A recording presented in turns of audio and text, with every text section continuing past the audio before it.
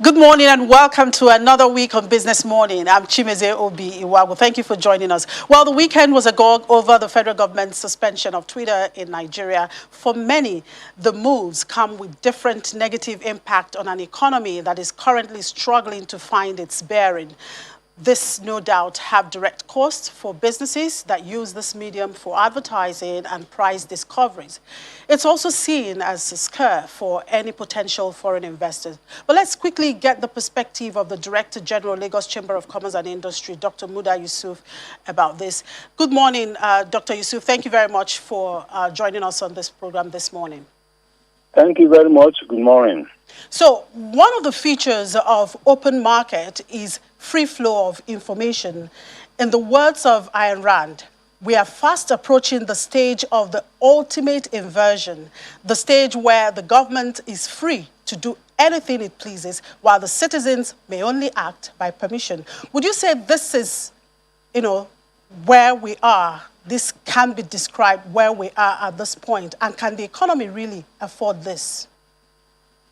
Well, certainly this is not something that the economy can afford, especially at a time when we are talking about, getting the economy to recover.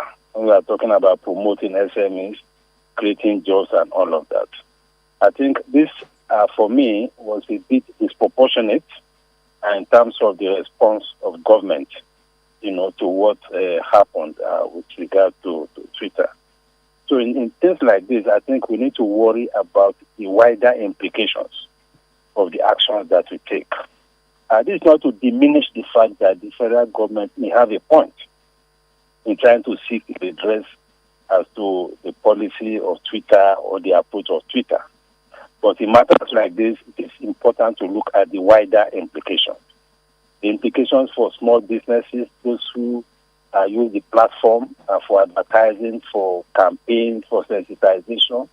In fact, some people already even have contractual obligations. There are contracts that have been signed with the use of the digital platform. So these are things that we need to look at. Also, it has implications even for the perception of the country itself.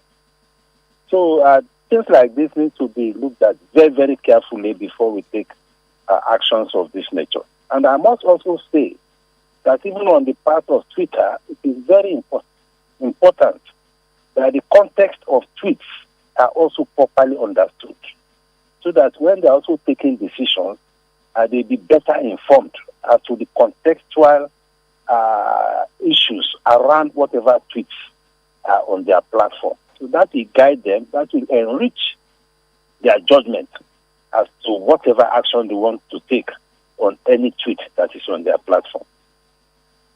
Now, as an organized private sector, you are an advocacy group.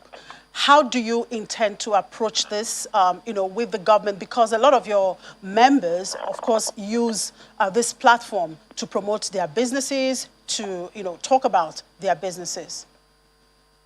Well, we engage the government. Of course, there have been a lot of commentaries around this, and I'm sure government is aware. That is why the government in the last statement was talking about temporary suspension. And from all indications, this is not going to last long. We in the private sector, we have to draw the attention of government to the wider implications of this. And if you also have channels to Twitter, we also, of course, use that to Twitter, so that there's a common understanding on how to ensure that communications don't create problems, either for the digital platform or for the country itself. There has to be a balance between these, because people talk about freedom of speech, but no freedom is absolute.